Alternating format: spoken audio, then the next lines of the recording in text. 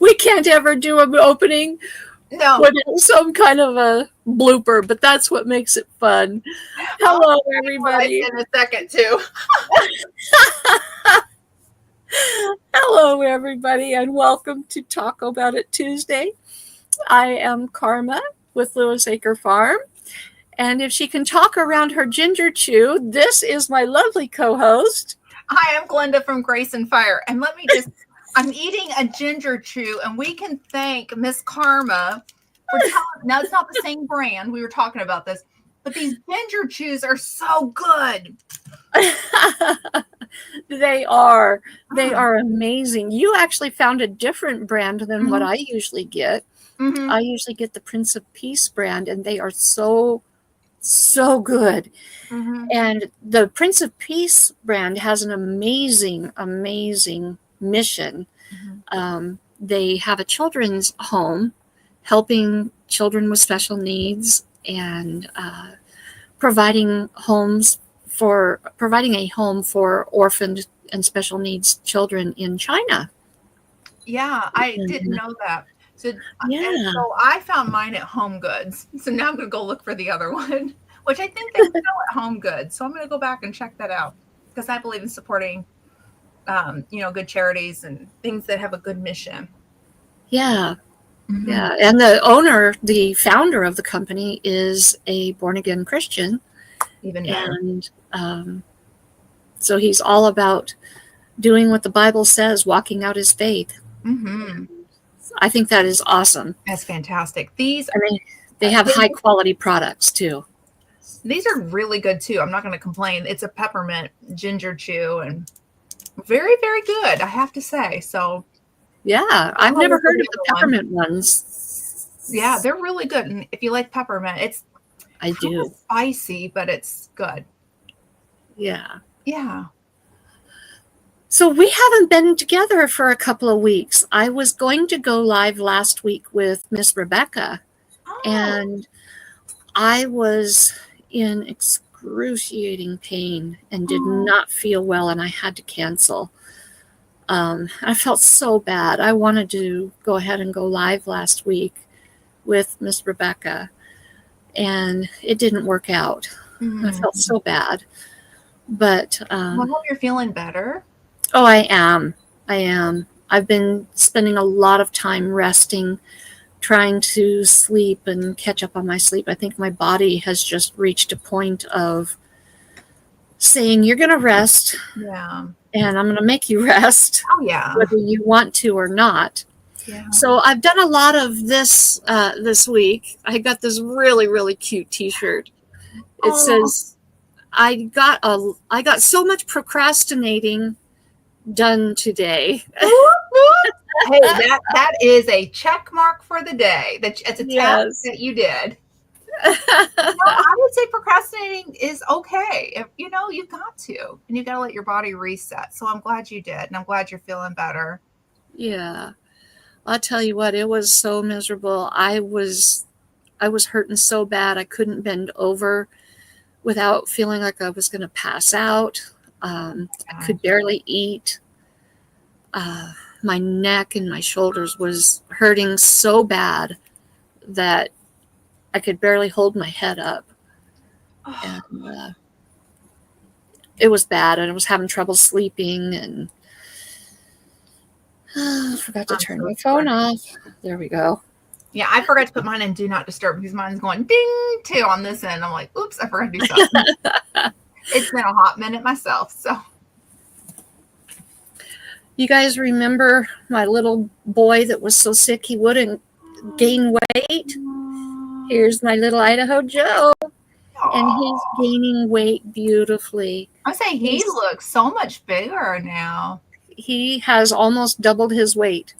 That's awesome. That's awesome. Yeah, he's very, very, very independent now. He's like, don't pick me up. Don't touch me. Aww. I'm a big boy now. Aww. So you've been gone. I have. I have. So I, it's gosh, how long has it been since? Has it been 2 weeks now? I think it has. Yes. So so let's see here. The weekend before last, I went and I saw my littlest grandbaby and got to spend time with them and just soak in over the weekend and got to soak them all in, all the kids and the grandbaby. And, I love being a grandma. And the little one was put into a baby crawl. And I say we have a future athlete after taking second place at 9 months old. High achievement here. So and then my son did a 5K, and I couldn't have been more proud of him. He has asthma, and to see him run and keep a steady pace, and then right at the end, I started screaming his name, and he just hit it, and he took off. He did a 5K in 23 minutes. And I could not believe it. I was so proud. And his beautiful wife had his albuterol. So I said, give it to me, because she had the baby. And I ran straight to him. And of course, asthma kicked in because it's exercise induced. But I just said, man, as your mama, I couldn't be any more proud. And Sir Grace used to do 5Ks. That's where he got it from. I ain't no runner. So that is not my DNA, but he took it after his daddy. And so it was just an incredible weekend with them. And then on Tuesday, we started our traveling. I should back up. Tuesday, we started our traveling down to South Carolina to see my nephew graduate from Army basic training on Thursday. And let me just say, if you ever get a chance to be invited to a military graduation, I highly recommend it. It was my second one that I've gone to. The first one, I don't know who graduated. I didn't know any of them. I went as a VIP with Air Force Wounded Warrior, the caregivers. And so I got to sit in on a graduation as a VIP. So I enjoyed it. But there's just something even more special when it's somebody you know. When his unit marched in front of us, I kept screaming, there he is, there he is. And Sir Grace is like, I don't see him, because he's trying on his phone to get it zoomed up. And I kept going, right there. And I kept screaming, I see you, I'm proud of you. And of course, I'm probably embarrassing him, as a good auntie should. Yeah. And my mom was screaming, and we were all just, and to see him go from a boy to a man, I mean, it was just incredible. And I'm just going to say, I got the best hug I have ever gotten from him. The best. So at the end, they had to get into formation, and the family had to do a tap out, which is they have to stay in formation until a family member taps on them. So that's what a tap out is. And so his mom tapped him out, and then we were all gathered around him, and I just grabbed him. I had to hold back tears, because I couldn't be more prouder of this young man and our family for carrying the torch, serving our country, and I just told him, I said, honey, I always will have your six. And I said, you know what I'm saying, right? I said, your auntie will always have your six. You know what that means? And he said, oh yeah, you're going to have my back.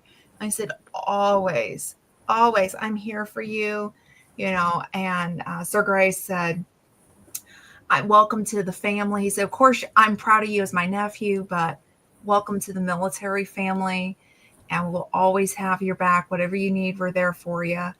And I couldn't be more proud of him. And then I showed him my ID card, and I said, you see this? You see this? You can run, but you can't hide. I can come see you everywhere except for in a deployment. So don't think you can run away from me, because I'm going to come and hug you, and I'll cook you dinner, and I'll take you out. We'll go on steak, whatever you want, But I'm coming for you.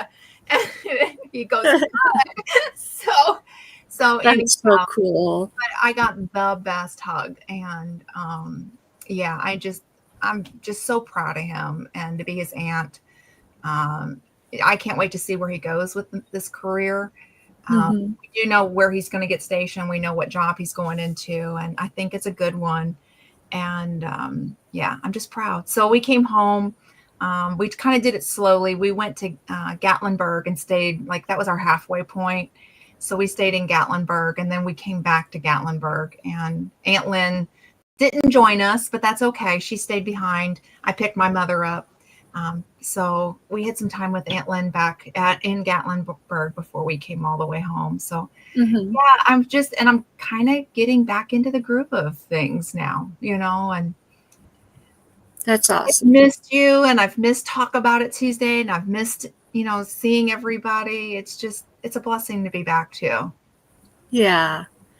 Yeah. It's nice to get away, but it's also nice to get back into routine. Mm-hmm. It is. It is. Well, I'm cruising to Alaska in a few weeks, so I'm going to be like out of cycle again. And then I come home, and then we'll be done traveling for a little while. But yeah, so, but it's nice to be home and get back into doing things that I need to get done. I've got a garden, Yeah. and I've got chickens, and they were all happy to see me back. My chickens were, and squawking at That's me. so cool.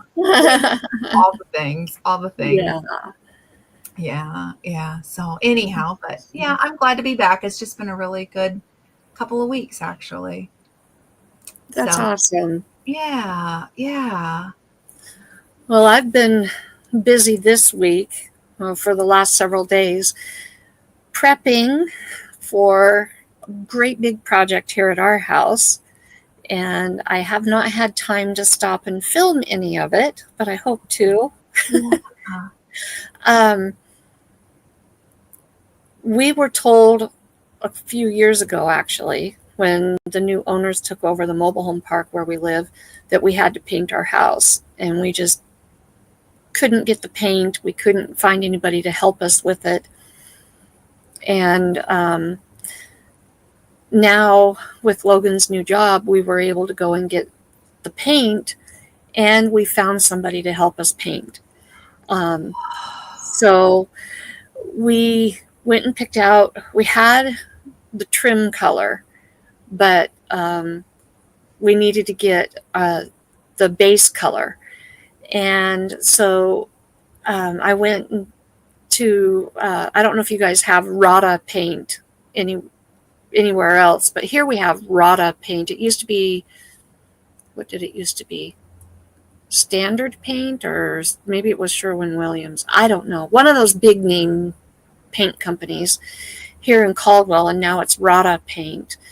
And I went in there on Friday and showed them, or had them shake the bucket of paint that we had to make sure it was still going to be good.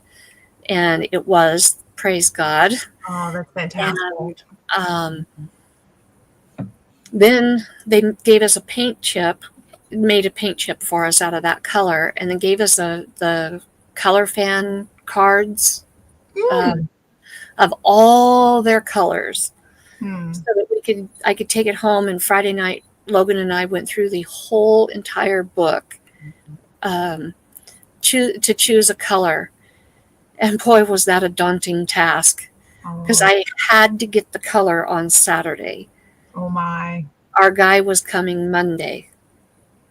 And so we went through the whole thing, and we narrowed it down to 2 colors.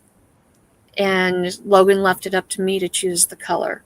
And we went with a color called apple cider.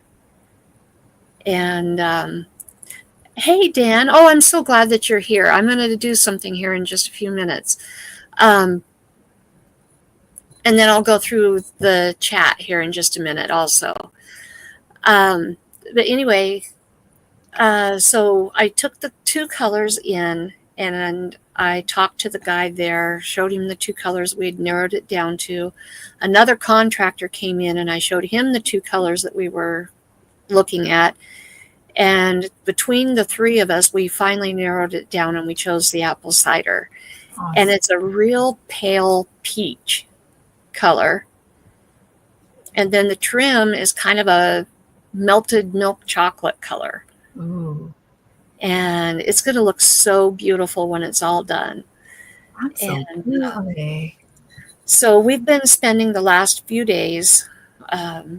Ronson and Logan spent all of Saturday working on preparing the house, getting everything pulled away from the house and ready to paint. And when I got home from church, I got changed and went outside and helped them.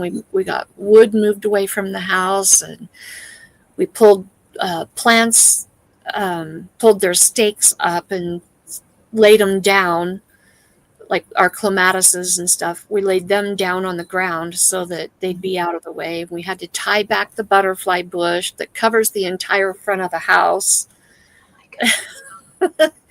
So we had to get all of that stuff pulled back and out of the way for painting. And well, I'm glad you could be here, Dan, even for a little bit. And so we had to get the house all ready by 7 o'clock Monday morning. Oh. And we had just a tiny bit that we didn't get done, but it was okay because we could work on it while the guy started painting on the other part of the house. And the difference it has made just in the part that's painted already is just unbelievable. And I can hardly wait to show everybody the change. That's awesome. I can't wait to see. It sounds like it's going to be stunning when it's all said and done. It is going to be really pretty. Really pretty. And it's not a drastic change from the pale yellow to the peach, but it's definitely a change. It's going to be a refresh. And it is, brand new. You know what I mean? Like when you paint something, it makes it nice and brand new looking. Yeah. That's so awesome. The guy will be back tomorrow to work on it again. And awesome. It's just going to be really nice. So I'm so happy for you. I am too. I'm so excited. I've lived here for 24 years. Yeah. And we painted the house just a couple years after we moved in, using leftover paint from my mom and dad's house. So I didn't have a choice in the colors. This time you get to pick it now. Exactly. Oh, even better. Even better. Well, real quick, let's say hi to the ones that are here. Good. We have Mary with Blessing Through Connection.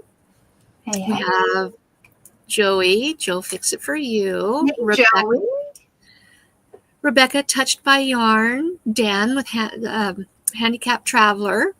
Hey, Dan. And there we go. Ronson is here. And so thank you guys for being here. And anybody who is in the background watching, thank you so much for being here. And anybody watching on the replay, we appreciate you so very much. Doing things a little bit different today. We're streaming only on my channel this week. I am trying to get a premium subscription. I have tried Restream. Restream hates me. There's one that Scott and I think Jesse might be using, and Tony from I don't know the name of it. I'm sorry. It's Evie Mux. Okay. And Ronson and I are going to look into that. Yeah. And see what it's about. See if it's any better, any cheaper. If it's no cheaper and no better for what I do, then I'll just stick with StreamYard. Yeah. And go with it. They did offer me a 50% off for 1 year, and I was going to take advantage of it, and I just missed it. Oh, man. I know, and I meant to get it, and with everything that was going on, literally just missed it. Oh. So I don't really want to pay full price. No. But anyway, really quick, I want to do a mail call. This is a very, very special mail call. just a couple weeks ago, Dan with Handicap Traveler did a celebration of reaching 3,000 subscribers. And wow, that's pretty incredible. 3,000. Yeah. Congratulations, by the way. Yes, I was so proud of him. Oh, sorry, Dan. It's very special to me, and so pardon me if I cry a little bit too. Because Dan and his beautiful wife, Kathy, were one of my early interviews. And it was very special to me to have them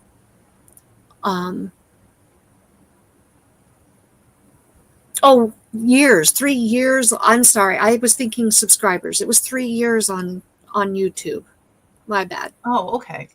Well, still, that's a huge celebration. It is. It is very huge.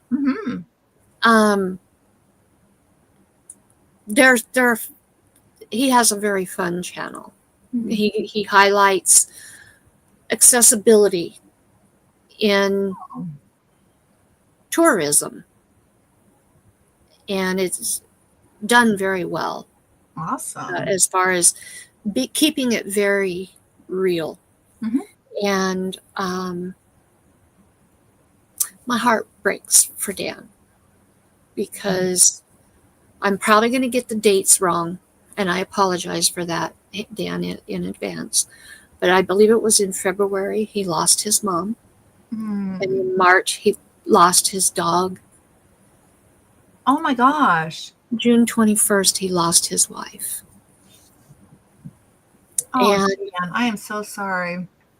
So he did this live stream solo, and he told the story of how he lost his wife. And he did a giveaway.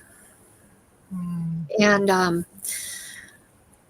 somebody else actually won this item, this first item that I was gifted from somebody else. And it's very special to me. Very special. First of all, he sent me one of their stickers. Oh, I just treasure that so much. Oh, how fun. It is. I love that. That's It awesome. is so cool.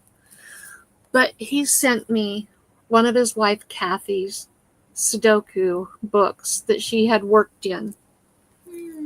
It's not finished. There's still quite a few puzzles to do, and I love Sudoku. Oh. Somebody else won it, and they said to gift it to me, and I am so excited to have something that she worked in. Absolutely. And that is awesome. This is a real treasure to me. Kathy was a sweetheart. And very, very special. And then he sent me a beautiful card. And the card is just perfect. I love it. Lots of thank yous. Oh, look at the cats. Isn't that precious? That is so right up your alley, girl. I love that. And then on the inside it said, just wanted to express my felines of gratitude. Oh my goodness. And then the item that I did actually win was this absolutely beautiful, beautiful bracelet. Oh, that's stunning. Isn't that beautiful? Oh my gosh, that's elegant. You can wear that so many places. Yeah. And so I just wanted to show you guys very special gift that I received in the mail just today. And I have to admit, I did open it ahead of time. I was just so excited to get it. Okay. That's okay. That is really cool. Yes. It's so sweet of you, Dan. And what a way to honor his wife, to pass that Sudoku book forward, Yeah. That's a great way to honor her legacy too. Yeah. So anyway, if you guys are not familiar with Dan's channel, please go check it out. He does some really fun beautiful, beautiful adventures out in state parks and historical places. Just goes out and tours, and then he talks about the accessibility of the place. And it's done with a real perspective of somebody who is disabled and needs that accessibility.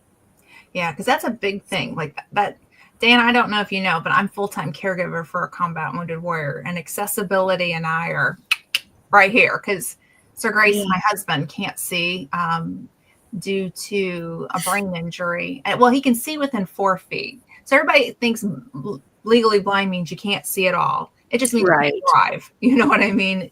The visual acuities are different, and as balance issues too. And so going out in parks and things, yeah, I mean there's some need for change, for more accessibility. And then I don't know, we have a service dog too, so we deal with that. In fact, Friday we're dealing with that because we're taking him with us on our cruise, so we've got to do all of the paperwork for the puppers to join us, which is no big deal to me because I've imported a dog before, and essentially that's what we're doing. We're importing and exporting a dog. So we have to fill out all of the USDA paperwork with our veterinarian and make sure he has all the vaccines, and then submit it to the cruise liner and the airlines. And yeah, it's a big thing. Traveling, is a big thing. So I'm glad there's a channel out there that's exposing that too and doing it like just from a real perspective. I'll have to go check it out. That's awesome. Yeah. Anyway, I really wanted to give him a shout out. Oh, yes. A lot of fun. Tons of warm hugs too. I mean, this year's gotta been a rough year. Yeah. But he keeps a smile on his face. Oh. And yes. One foot in front of the other. Yes. Yes. A real example. Sending tons of warm hugs there, Dan. For sure. Yeah. So anyway, and I am going to be getting back to my Meet Me Mondays. I have been so exhausted. I have not had time to email the 2 people that have responded. But I am going to be responding to them and getting that set up. Hopefully I'll be able to go live next Monday with a Meet Me Monday. Awesome. I haven't quit. Yes. It's just been tough. Yeah. Trying to juggle everything, and then with my health there for a little bit, and there for a while I didn't have anybody lined up. Nobody wanted an interview for a while. And so, but I'm getting back to it. Good. Yeah. I think the Meet Me Mondays are a lot of fun. And I think if you've never done a Meet Me Monday, y'all listening in, what are you waiting for? I mean, I enjoyed my Meet Me Monday interview. I do too. I've missed doing it. Good. All these ginger chews, and she provided some drinks, of our choice, and maybe a Kajari melon. She's got the hookup, y'all. No, it was a lot of fun. If you've not done one, seriously, what are you waiting on? Yeah, for sure. Highly recommend it. I have a blast with them. You have lots of fun. Yeah, I have a blast doing them. They're so much fun, and getting to talk to somebody new each time, and learning something new about somebody that you thought you knew. Yeah. Like Miss Rebecca. I still have to go back and watch that one. That's on my radar to catch up with. Well, I'm not going to tell you what I learned about her. So. Let me sit and get popcorn and get a nice soda and sit back and watch it like movie night, I need to play catch up. Speaking of different creators and learning about them and such, Did you know that Logan finally started his channel? No. He Go did. Logan. He has uploaded one short. Okay. And I'm telling you, he has knocked it out of the park with that short. I mean, totally knocked it out of the park. Awesome. He has, let me see if I can find it now. I shared it on my channel. I'll find it that way. Be faster. It's like when you have a new creator and you're trying to find it, it's so hard in the beginning to find somebody. I don't know why YouTube does that, but it's one of my frustrating things. If it's like a brand new channel and you just want to like seriously like spend time and catch up on all the videos and help share them out, I wish that YouTube would make that easier. That's my frustration with YouTube. Like, yeah. let's help new creators. Come on now, YouTube.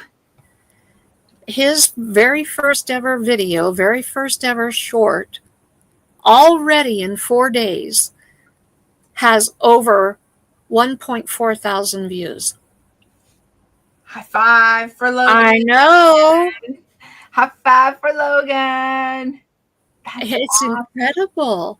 That's amazing. I think my first one got like 2 or 3 views. You are doing good, Logan. I'm gonna say that. Hats off.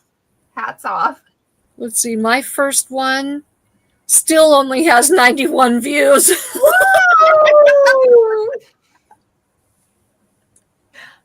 And that's been a year and a half. Hey, Nancy. Welcome in. 2 years now, and I still no. I'll go back. We'll find out. My first one was not a short. I can tell you that much. But my first one was hysterical because it was me putting up something on the wall, and I goofed up, and I thought, do I leave it? Do I not leave it? And you're like real. I've got to make sure this is pretty proper, and I'm not going to show anything. And I was just so uptight and just, and I thought, you know what? No, I'm going to leave it because that's really who I am. I'm a goofball. But yeah, you can see how stressed out I was in it. Mm-hmm. And, it was, oh my gosh. It's funny to go back and look at it. I'll see. I got to go scroll all the way back because it's been, I think, 3 years. So I'm scrolling as I'm trying to find it. So, but yeah, I did not want to do anything with YouTube. Not a thing. My mother had asked me, why don't you do it? You've got chickens, you garden, you do all kinds of things. Oh, wait. Yeah. 3 years ago, I had 60 views. So see, you still beat me, girl. I'm looking at it. Oh my gosh. Yeah. And then, decorating my wall. I got 38 views. That was my 4th video. And then I showed my chicken coop and chicken run. I got 54 views. And then it was like, I don't know. It's funny to go back, but it's been 3 years. And yeah, you can see how nervous I am. I'm just like looking at it going, oh my. Maybe I'll have to bring it forward and show people. Well, he still only has 14 subscribers. Well, what is his channel? Hey, Jesse. Ronson, can you share his channel? Hey, Jesse, could you please share his channel? It's the Ozark Cowboy, something like that. Anyway, I shared the short on my community tab or the post tab, whatever. It's impossible to find when you just search for it. I found it. I went to your community page. Okay. 4 days ago. So I subscribed, so I'll go back and watch that video. I went ahead and I hit like because it automatically pulled up, but I want to actually watch it. So I'll watch it after this. Yeah, the Ozarks Cowboy is what it is. Awesome. Well, he just got a subscriber out of me. Awesome. He's going to be doing shorts. I told him to stick with shorts. Yeah. For him, I think will be easier because I don't have time to edit for myself and for him too. And trying to teach him how to do editing is going to be a challenge. And everybody loves zoo animals. You know what I mean? Something Mm-hmm. different to look at. And the fact that he works in a zoo, I mean, Mm-hmm. that's like up his alley. And he told me, when you watch this video, it's only 23 seconds, but when you watch this video, he told me that Monty actually somehow started the video himself. Oh. He reached out to grab the phone. Oh, excuse me. He knows he's a movie star. Is that what you're saying? Pretty much. Monty runs the show, you know. Excuse me. Logan doesn't. This is not Logan's channel. This is Monty's channel. Get together here, Logan. We're going to just tone that little ego down just a little bit. It belongs. I think it was a lemur that I saw. I just quickly saw it. So tone it down just a little, Logan. Well, Monty is a gibbon. Oh, a gibbon. Thank you. Yes, Monty is a gibbon, but there are spider monkeys and lemurs, and okay. There's a capuchin. And well, I think that's fantastic. Logan started a channel. That's great for him. Yes. And I tell him too. Yeah, I think if he sticks with shorts, he will do amazing. I really do. And doing these little interactions with his buddies there at the zoo, I think he's going to do fantastic. I mean, obviously, if he's already got 1.4 thousand views in 4 days. Hello. That's and he's so funny. Every little bit throughout the day. Hey, I've got 1,416 views. Now it's 1,434. I'm like, that's awesome. He's gonna go far with that. So keep going. I know. Well, you look like my mom and Dave from Dave's Gaming Cave, because that's kind of how they did. Dave, my stepdad, does this solitaire board game, and he started his YouTube channel after my mother.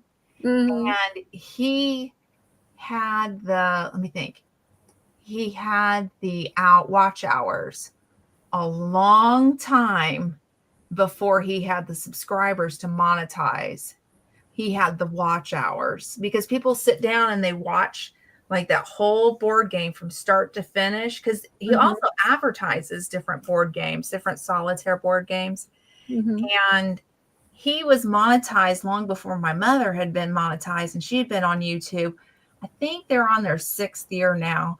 So I want to say maybe 3 or 4 years that they had been on YouTube. And then he starts his YouTube channel. And so he was monetized long before my mom was.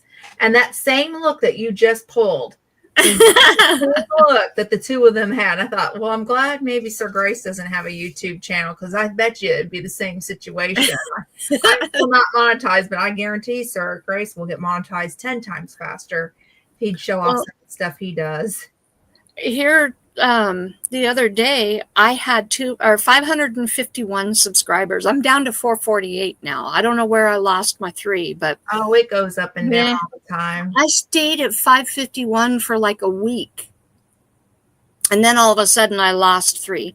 But I can't get my watch hours. Yeah, I keep dropping down on my watch hours, and then I'll gain a few, and then I drop down again on my watch hours.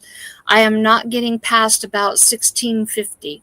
I'm just stuck at 1650 on my watch hours. Yeah, I'm not moving either, and it's frustrating to me. And I thought, you know what? Discouraging. Huh?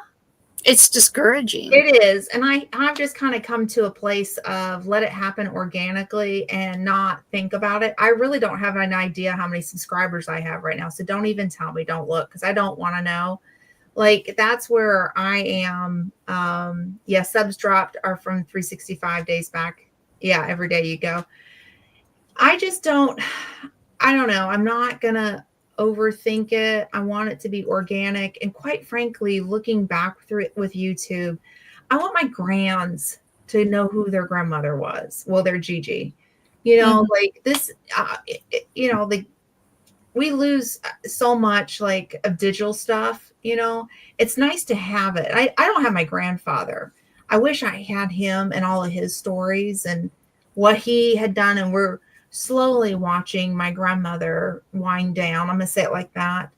And I wish I had more of it. So for me, YouTube is kind of like for my kiddos, my grandbabies, you know, like what was G like, you know, when she, you know, away from not being grandma, what was she like? What were the things that she cooked? Because I have some of the how-tos. What are some of her recipes? Of course, there are certain ones that I keep or not secret, but I don't put on YouTube. Right. Because there are some recipes that we have in the family that people beg for that try to sell. We have, especially there's a persimmon pudding recipe that I haven't been passed through the generations, and it's honestly everybody wants to buy it in our area, so I don't share it there, but I teach them in person. But the rest of it, I want them to kind of know who I am. So I've just hands off with YouTube and just let it happen organically if it does. I do want watch hours. I'm not saying I don't, but I'm just trying not to overthink it and let that be something that frustrates me anymore. It used to. It really did, you know, and you go and you're like, come on now. You know. The thing that I watch more than I do my actual watch hours is my views. Mm-hmm. I watch the views more than I do the watch hours or even the subs, really. Yeah. Back in October, I had a celebration for reaching 300 subscribers, and I think it was 16,000 views. And I actually, by the time I did the celebration, I had over 325 subs and over 16,000 views. Well, at that time, I said that I would do another celebration and another giveaway when I reached 500 subs and 35,000 views. Mm-hmm. Right now, I have 548 subs, and I'm at 34,489 views. Wow. So I need just over 500 more views, and I can do another celebration. That's awesome. Yeah. That's awesome. Yeah. Well, I've watched several channels grow. Of course, Jesse and Lisa with Lazy Days Ahead. I remember their 500. And I remember their 3,000 back. It was right before I started my channel. They had that dual celebration with Miss Ann. Mm-hmm. That's when I actually joined their channel. And then Black's Tropical Homestead, Sherry, she's actually the reason I'm on YouTube. She convinced me. I'm straight with that one. She and I had private conversations, and I think the world of Sherry and Bobby. I genuinely do. And when they hit 100, I celebrated with them. I was like, wow, you hit 100. Now go see how many subscribers they've got. They have blown through the roof. And it's crazy how many I've watched with them. And I genuinely get excited. But I'll tell you the one that I've known the longest on YouTube, Miss Ann. Mm-hmm. I knew her when she was under a different name and I was under a different name, and we both subscribed to the same people, and I knew her through the chat. And then I know the person that inspired her to start her YouTube channel, because I was in on that same live, and it was a guy, and he was like, yeah, you need to do this. And so she was like, Ann Dale in the homestead, something, something, something, something. And so I've watched Miss Ann grow, and I sit back and I'm like, yay! So I love cheering people on, and that's coming from a pure spot in my heart. I used to get frustrated with YouTube, and I used to just kind of go, am I ever going to be monetized? And I think now, I'm just going to sit back and enjoy it. Because why do something if I'm going to get frustrated? I've got other things in my life to get frustrated about. Let's enjoy the journey. Yeah. And when it happens, it's going to happen organically. Right. I met Miss Ann through I'm a Survivor Sanctuary. Oh, wow. She went to a conference in Oklahoma 4 years ago. Okay. I think it was. and I'm a Survivor Sanctuary were guest speakers Oh, at this conference. okay. And they were drawn to her. Okay. And Lester and Jamie both really felt a connection to her, and they wanted to talk to her, and they wanted to. This is before she really blew up. Mm-hmm. And they wanted to talk to her and get to know her. And so they did. And then they started promoting her on their channel. Mm-hmm. And when they started to promote her on their channel, that's when I jumped over and checked out her channel. So and I don't think I've missed a week very often. It's very seldom I miss a week of watching her. Yeah. We watched she and I were both subscribers. It was Lady Cheryl. And I can't remember her channel now, but I got Lady Cheryl in my name. She was I don't know if she still has her channel or not. I have to go back and ask Miss Ann if she can remember the name of the channel, because I haven't watched it in a long time. But that's where she was at. And then Lead Farmer 73 was the other one where I saw her at. And he really does a lot about homesteading and growing your own food. And so I saw her there. And then her and Sherry, I think once they got together, I watched them bloom. So it's been awesome. I love, honestly, the journey has just been like being a cheerleader. Ding, ding. I wish I had my pom-poms, because I would just like shake them. Like, oh, yeah! I'd be that crazy. Yeah. I think it's fantastic. I genuinely do. And then to see Jesse and Lisa go too. I mean, yeah. Talk about salt of the earth, wonderful people. The best of the Absolutely. best. It's been amazing to watch them grow their channel too. So, Cheryl at Table. No, I don't think it's Table Full of Joy. It was Lady Cheryl. Reach out to her and ask her, Jesse, because I can't remember what was Lady Cheryl's name. Because I can't think. She's a grandmother, and she had 2 little grandkids that would come and help out. And she sold her products. She used to work in the like the makeup not really makeup industry, but the skincare industry. That's where she was at. And she always, no, not the Celtic Roots Farm. She's not a farmer. She's in Texas, I think. Yeah, I want to say Texas. She had a food forest too. That's what she always called it, her food forest. Awesome. Thank you, Ronson. I appreciate that. Jesse, if you could reach out to her, ask Miss Ann, because I'm drawing a blank on Lady Cheryl's channel's name, but that's where I saw her at. Okay. Dan, I'll check that out next week. Anyhow, I can't wait to meet Miss Ann in person, because I feel like I followed her and have seen her in chats for so long. Yeah. I can't wait to meet her in a few weeks and in person. And I'm like, that's the one. I'm so excited to just put my arms around. Like, I feel like I know you, but I don't. You know what I mean? Mm-hmm. Just being in chats and being inspired by these other YouTube creators, and then watching her start her channel, and then watching her grow it. And then now she's doing her little farmers market. So I'm like, and they got the big C in their house, and that's Christ. So, I mean, they're going through some things, and she's opened it up and shared that, but the big C. Yeah. God's got this, So anyhow, I'm ready to cheer them on for that journey too. Yeah. Yeah. It's awesome when people are willing to make themselves vulnerable to so many in order to share their journey and hopefully inspire others to take better care of themselves. Well, I can tell you, in the day that she dropped the news about Worth, she said, gentlemen, check your PSAs.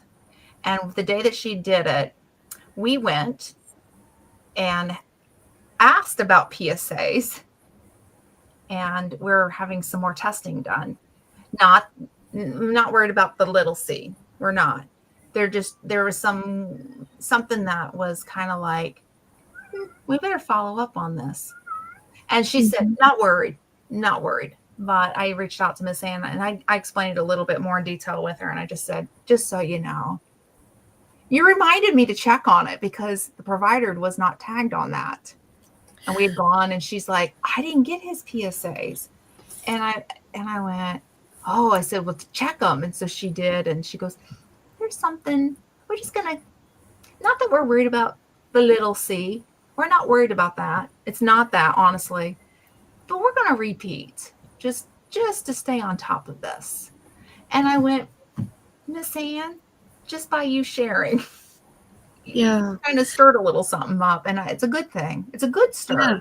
It's a good reminder. Well, so being open and honest, I Logan will be 54 in a couple of weeks, and I don't think he's ever had it done. Oh. I don't think any of the doctors have ever tested him. Well, then I say it's time to go in because once they hit 50, you start doing it unless you have another medical condition ahead of it or have a family history.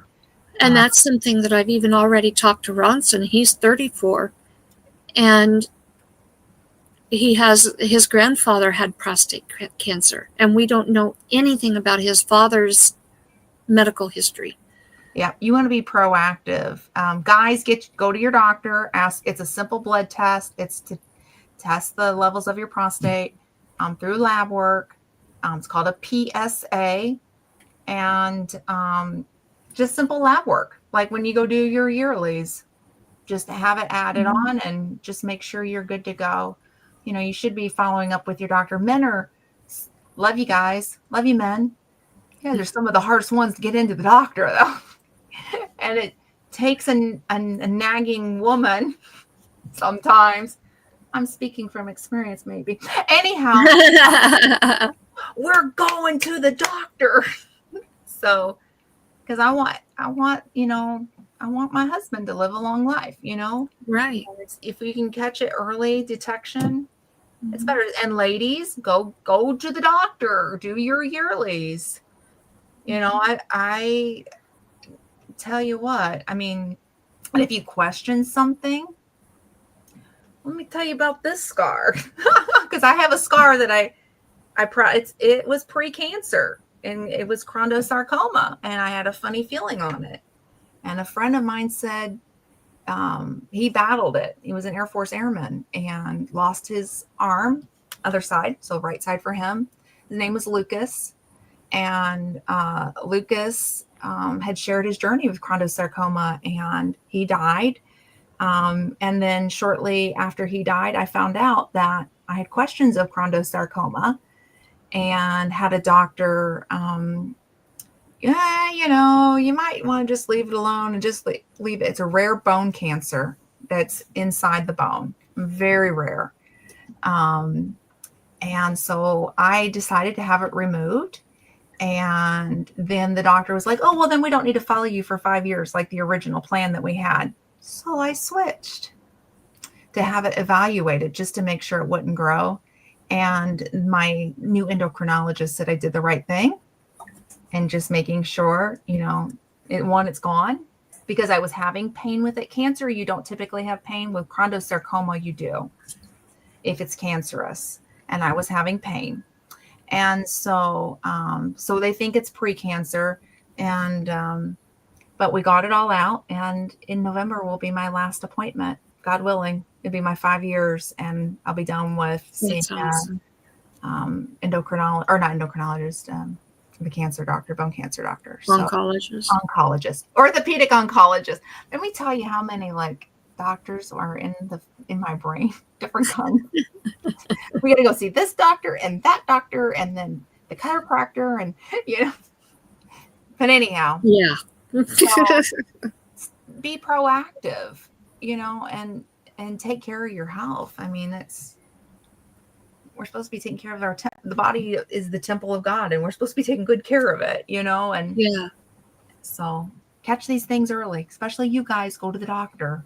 Listen to your wife, your girlfriend, your mother, your sister. Go to the doctor.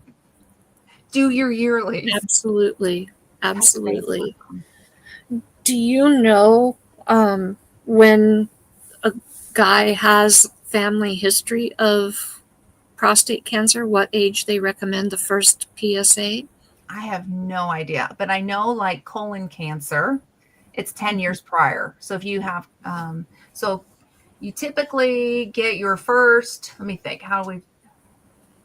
your first I believe it's colonoscopy is at 45 now. The guidelines have changed. and 10 years prior if you have a family history. So at 35 for a colonoscopy. So I would say 10 years prior for prostate too. So To be proactive. my grandfather passed away from colon cancer. And so they're recommending at 45 now. They're recommending at 45 now. So and the then, other thing is with that, I'm not going to say the brand name. The mail-in test, I'll leave it like that, missed a polyp that was precancerous on me. The colonoscopy, the doctor was able to snare it. And then I go every 3 years for one. I'll have one this year. It will be my 3-year, just to make sure. So my kiddos were told 10 years prior to when I had mine. So I'm just trying to figure out for Ronson what his recommendations would be, because it would be his great-grandfather that had colon cancer. And then estranged from father, so doesn't know the father's side, or we don't know the father's side. So yeah. And then his grandfather, my dad, had prostate cancer. So Ronson, if you're listening, I want you to go have a conversation with your doctor and find out, because I'm thinking, if it sounds to me like it's time to go get those tests done, just to be proactive and be ahead of it. At least get a baseline. Exactly. And the prep for the colonoscopies are not near as bad. It was easy for me. Oh my gosh. I didn't have a prescription or anything. The way that my doctor did it was, she said, get clear Gatorade, get the sugar-free clear Gatorade. So there was only 2 flavors I could pick. And then get a bottle of Miralax, and then 4 Dalcosates. You take 4 Dalcosate first, and then you wait a little bit, and then you put your Miralax in the whole thing into like a gallon of this clear Gatorade, and then you just chug it according to her schedule. It was nothing. Sir Grace has had several colonoscopies, and let me tell you, it was miserable watching him. And I mean, it kind of scared me. So when I had mine, I'm like, oh, this is nothing. Prepping was nothing. And then when you go in, I had it both done at the same time. And I got some answers, and I'm able to be proactive. One of the things, I don't mind sharing it, but I have Barrett's, and I used to do the apple cider shots that everybody does. And so I had one EGD done, and then in between I was still doing the apple cider shots. I made my Barrett's worse by doing the apple cider shots. And so now I have to keep up on that one. I can't do the apple cider so anyhow, just follow the recommendation of your doctor, because Barrett's can lead to esophageal cancer if you're not careful. So it's important to stay ahead of all of that, but work with your doctor. I'm not a doctor. I'm just sharing my own personal journey with it. Yeah. I want people to be healthy and live long lives, Absolutely. And I believe in natural too. There are a lot of natural products I believe in too. But sometimes it's important. I believe they can work hand in hand. Exactly. So like ginger, we were talking about ginger chews, which I'm addicted to those darn things. I love ginger, but I use it for nausea. I mean, I have a prescription for a nausea medicine, but I prefer the ginger. Yeah. You know what I mean? So they go hand in hand. They do, for sure. Yeah. But anyhow, when they start testing for the colonoscopies in Greenland. Yeah, what's interesting is everybody in every country is so different with what the regulations are. I've lived overseas twice, and I do understand that there is a difference. I go to the doctor every day at 10, 2, and 4. Wrong doctor. Hi. He gets the bacon too. Let me tell you, it's vitamin B with a little oink oink. Yeah. Miss Lisa makes it for him. Yeah, I'm kind of back to Katie. I mean, it's really interesting the differences in country with how that they treat medical.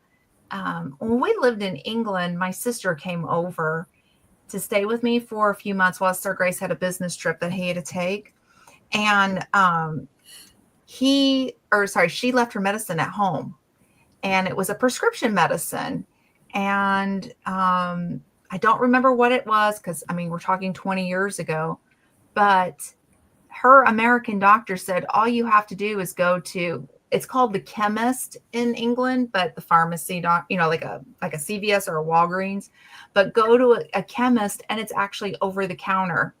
So we went into the chemist on my local square and picked up her prescription over the counter that she had to have by prescription back in the United States. It's so different. Yeah. So different. You don't want to know what happens when you're getting a colonoscopy.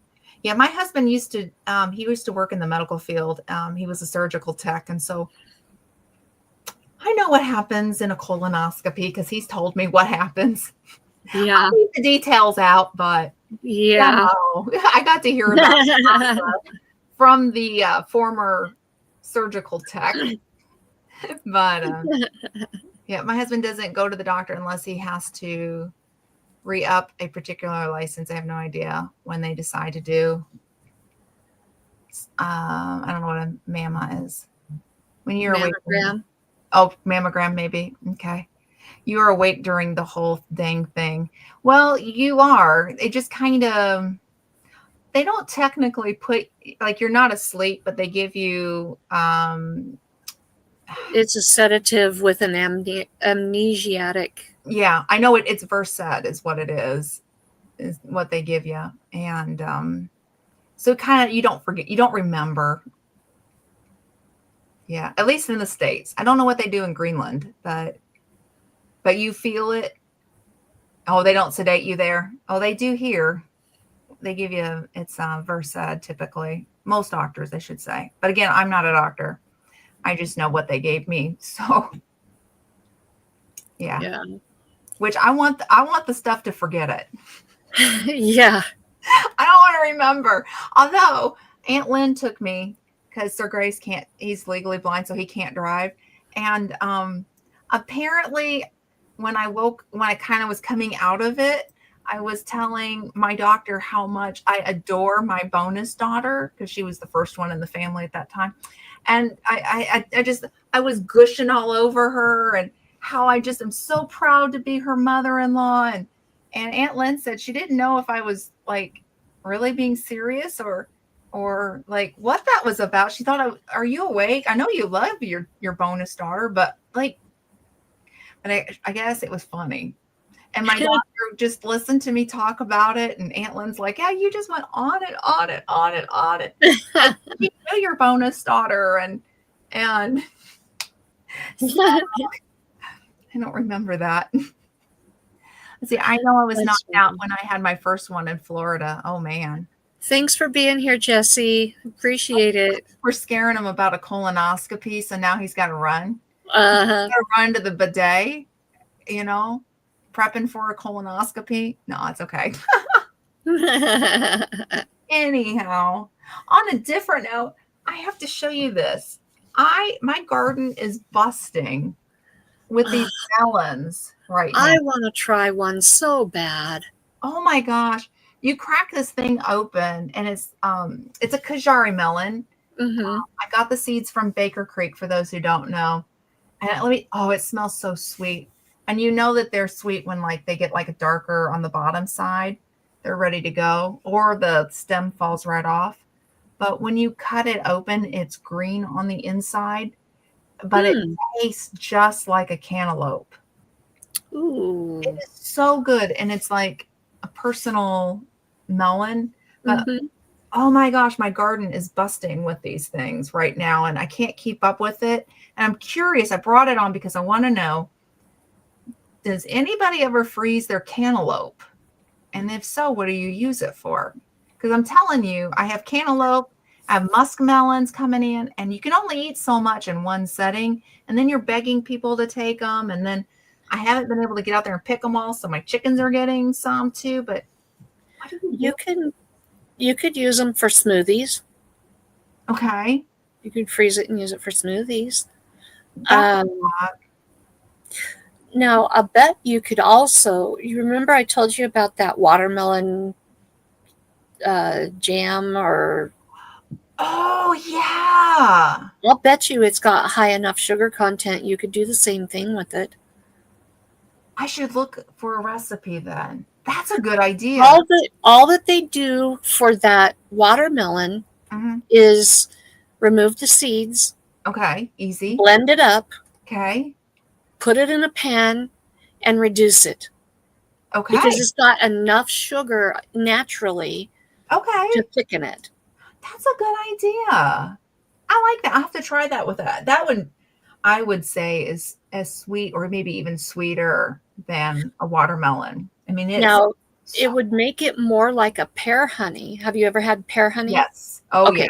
So Yeah. it's going to be probably more like a pear honey or that strawberry drizzle. Oh yeah. So it's not going to be real thick like a Oh, jam, but I'll bet you could do that with it. that's a good idea. I'm gonna have to. 'Cause I'm telling you, girl, we are busting. Like I've got 5 of them downstairs, and I'm going. Okay, we can only eat so many, and then you get sick of them. That's a good idea. And I do have some in the freezer for smoothies. And then I did find a recipe where you blend them up, like take the seeds out, take the skin off, blend it up, put a couple tablespoons of honey and a can of evaporated milk. And because of my Ooh. weight journey, I've got coconut milk, sugar-free coconut, Mhm. just because I'm trying to cut the calories. And so I need to see if it worked, but you make ice cream. Well, a sorbet, I guess, maybe with. Right. Oh, that sounds so good. So I'm thinking, that would be something else to do, but I like the jam idea. That's a good idea. Can you freeze dry it? Not very good. I tried it last year, and I'm not a fan of freeze-dried Kajari melon or cantaloupe. Not a fan. Okay. It did it it made it taste weird. It's hard to describe. Because you'd think that it would keep all the sugars, but it also brought out a weird taste to it. So, not a fan. Maybe somebody might like that. I tried even watermelon, and it almost tasted like dirt to me. Huh. I was just not a fan of it. But I tried it. I thought, Yeah. last year I had way too many watermelon. This year I have none. Last year I didn't have any Kajari melons. This year I have tons. So it's like every year it flip-flops what I'm going to have a lot of and what I'm not going to. Yeah. So this year is the Kajari melons, muskmelons, cantaloupe, because I have way too many. But I'm also on the other end where probably in the next 2 weeks I'll be pulling all the plants out because we're kind of now on the other end of it. It'll be time to put fall crops in. So, but I'm bombarded right now going, anybody need a melon? I got a melon. That and tomatoes. I'm begging people to take tomatoes right now, and I can't seem to get rid of them. So, I mean, it's the chickens have been getting it too. So, I mean, I guess at least I'm getting eggs. Yeah. Deal, but yeah, I'm being bombarded. I'm not complaining. Tomatoes I've been freezing, and putting it aside to make like beef stew and soups with. like tomato soup and stuff. I can't eat a lot of red tomatoes. So you can't can yellow tomatoes because it's low in acid. Well, you can, but then you got to add acid to it. But then that defeats the purpose for me, right? So I'm freezing the yellow tomatoes. I tried it last year and I made some stews and things with it and I fell in love with it. So this year I'm freezing tomatoes for stews. Can you make ketchup? Yeah, but not with the yellow. You have to use the red because of the higher acid content. So that's one thing I could do, but we don't eat enough ketchup either. I maybe go through 2 small bottles in a year. What about your kids? No, Mm. no, they won't. Now, the one thing that my daughter's kind of bummed is I'm not making spaghetti sauce because I've given up the red tomatoes. So she loved my spaghetti sauce. So I told her, I said, no, not this year. I didn't plant enough red to keep up with that. Okay. So this year is just kind of looking different. This Barrett's thing is a real thing. I have to cut back on acid, and it helps with reflux too. I found that was a trigger for me. So I love tomatoes. So I switched to the yellow, and I thought, well, I can always freeze them, and I can freeze dry too. Make great vegetable powder. Oh my gosh, I love my freeze dried powders. Like when you want to make like a meatloaf and you just want to bump the nutrition up, Mm-hmm. a little bit of that veggie powder in there and it bumps the flavor too. So I've been doing plenty of that. Mm-hmm. Some things I'm just kind of going, okay, it's a little different this year for me. Little, not the same, and that's okay. I'm just embracing change and trying to figure that out. I've always had massive gardens. I think Jesse's gone, but he picked on me 63 tomato plants. I told him that one year I had 63 tomato 63. This year I have 12. That's so. I have 6. You have 6. And 2 are the sun gold cherry tomatoes. Ooh, those are so good. And they're the only ones really producing. And then I have 2 black prints. Oh, yeah. And then 2 that I don't really know what they are. I can't really remember, but I got them for 50 cents a piece at Fred Meyer's. So, hey, that works. I think they're celebrity, but I can't remember. Ooh, and are you getting lots of tomatoes this year? No. No, because we didn't get water until 2 or 3 weeks ago. Ah, I forgot. So they did finally get that turned on. Yeah. Yeah. Oh, geez. That's so late in the season, though. I know. But I'm finally getting a few tomatoes. Good. Sun gold. Good. There were a couple of black prints, but by the time I saw that they were finally ripe, they were all split open. Oh. And they went from barely ripe to split open. Okay. I mean, like just barely starting to ripen. Yep. Yeah. And then it just kind of went. One of the things that I do, I don't know if this will help you or not, but when they just begin to blush, because we get a lot of rain. And so in my situation, when we get another downpour, my tomatoes will split because they can't handle all that moisture at once. So what I do is when the tomatoes start to do that barely blush, I go ahead and I pick them and then just put them on the counter, flip them upside down where like the stem side is down. Just take the stem off, flip it upside down and let it ripen. So that way I don't lose the tomatoes. I've done that many times. Now I prefer them to sit on the vine and ripen that way. Like I prefer it that way, but with the fluctuation in the water schedule because you can't help it if you're getting a ton of rain. So I just go ahead and I pull them and then just bring them in the house and just line them up on a towel upside down and just leave them alone. And they ripen up within a few days. So I don't know if that might be something that could help you or not, but that might, so you can get some tomatoes out of the deal too before they split. Yeah. Now the cherry tomatoes, I haven't figured out that other than pick often. That's my only tip for the sun golds. Pick often. Oh, I do every day. I'm out there grazing. Yep. They don't usually make it into the house. They're the best though. They're so sweet. Yeah. They're like candy. I have some growing right now, and those are the ones that I'm splitting in half. And I have 2 plants, and they are massive right now. So I'm splitting them in half, putting them on a cookie sheet with a little bit of parchment paper underneath of it, freezing them, and then putting them into bags. And then I make a 7-layer bean dip. And so through the winter months, I sprinkle those frozen tomatoes on top just before they go in the oven. And then the oven, it'll warm it back up, but then it brings out the sweetness in it. And through the winter months, I'm getting that summer flavor that I love so much about those tomatoes. My mouth is watering thinking about this bean dip. But there's a fruit fly. Sorry. So anyhow, geesh. But anyhow, yeah. So that's what. Oh, and it's back. I didn't get it. Where'd it go? I hate fruit flies.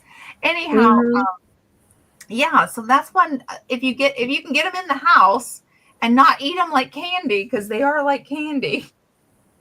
Freeze some and try it and bake just like enough for like one dish, and then try it and see if you like it. That's what I did last year, and I found, I really like this on a bean dip and let it bake out.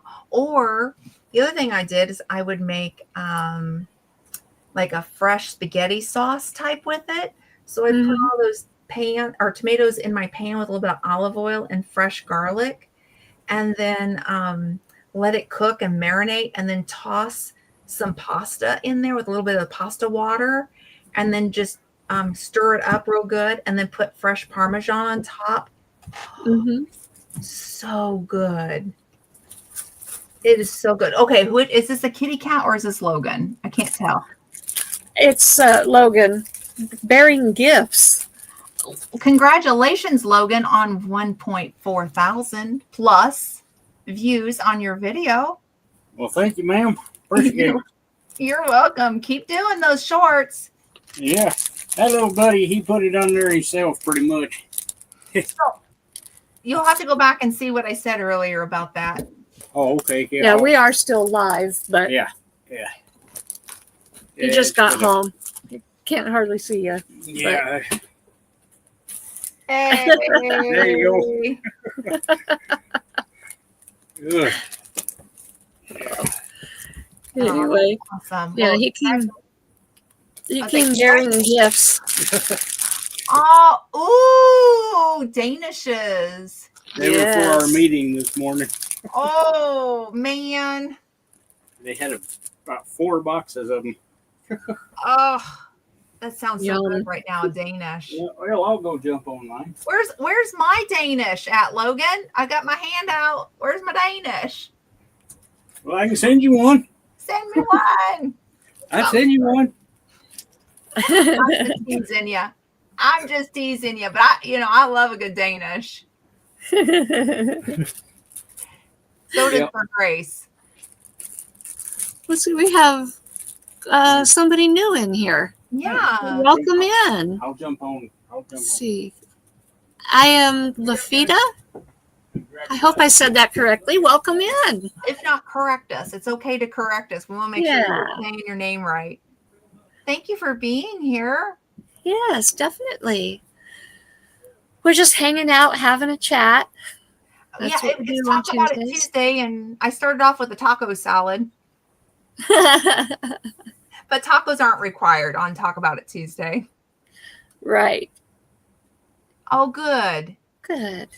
You did. Thank you for having me, you guys. Oh, well, we're glad that you're here. We're hoping that you're having a wonderful day wherever you're at. Yeah. Oh. We have had the weirdest weather Yeah. for here. Okay. Yeah. We have actually had rain. Okay. I follow Garden Answer, the channel, and she's talked about the rain. Like, it's been Isn't it weird? You Yeah. know the area because you've lived here. I have. We've had, now, honest, there's days where it's not been measurable rain. Yeah. But we've had, like yesterday, there was actually storms that interfered with our painting. Oh my goodness. I know. I don't know if we've had actual full-on measurable rain, but Okay. we've had enough to dirty the windshield. You know, that's what her husband, Aaron. So it's Laura and Aaron from Garden Answer. Yes, absolutely. So she said, or Aaron was saying that it wasn't a whole lot. They had just got kind of like, it was spit is what they basically said. You know what I mean? But he said, I'll take any amount of rain. Absolutely. And so, and he's they're in Ontario. Right. Oregon. About 23 miles from me. Yes, which is funny because I think that's the same place that I went for a pumpkin patch 20 some odd years ago. But anyhow, so they have a channel. And then they said that you guys were in the 80s, like high 80s. Yes. Instead of like we should be 100 plus right now. Yeah. Yeah. And exactly. Like it was supposed to be 84 yesterday. Oh my gosh. I know. That's not normal here. This is like fall weather. Yeah, it's too early for fall. That's what she said. She said same. She said, but she goes, I'm thankful for the reprieve because we can all we do is they garden. Like they put plants in all the time. And if you're not familiar with Garden Answer and you're into gardening, go check out Garden Answer Laura. She has like several million subscribers. She's a massive channel. Massive. Yeah. Her parents own Andrew's Seed Company in Ontario. And that's where she started at. And I was watching, I need to share this. I got somebody I think you need to reach out for Talk About It Tuesday.